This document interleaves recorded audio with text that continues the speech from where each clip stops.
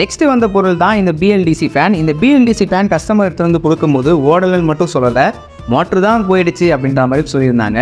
நானும் அவங்கக்கிட்ட கண்ணெதிரிக்கி வலையை ஓப்பன் பண்ணி மோட்டரை சுற்றி பார்க்கும்போது மோட்ரு ஃப்ரீயாக தான் இருந்துச்சு.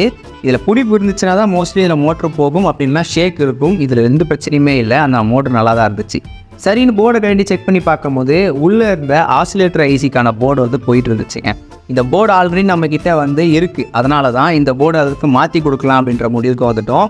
இந்த விஷயத்தில் நம்ம எதுவுமே மாற்றலை, வெறும் அந்த போர்டை மட்டும் அப்படியே வந்து ஸ்வாப் பண்ணியிருக்கோம். பழைய போர்டை தூக்கி போட்டு நம்மக்கிட்ட இருந்த போர்டை எடுத்து போட்டிருக்கோம்.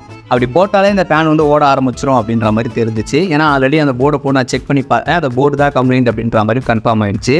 இந்த ஃபேன் எடுத்துகிட்டு வர நிறைய கஸ்டமர் ஒன்று இதை ரெடியே பண்ண முடியாது அப்படின்னு சொல்லி அவங்களே நினச்சிக்கிறாங்க, அப்படி இல்லைனா இதில் மோட்டர் தான் ஃபால்ட்டு அப்படின்ற மாதிரி நினச்சிக்கிறாங்க. இது ரெண்டுமே இருக்காது, அதில் என்ன ஃபால்ட்னாலும் அட்டன் பண்ணிடலாம், அதில் பிரச்சனையே இல்லை. உங்கள்கிட்ட இந்த ஃபேன் இருக்குன்னா தாராளமாக என்கிட்ட எடுத்துகிட்டு வாங்க, நான் பண்ணித்தரேன்.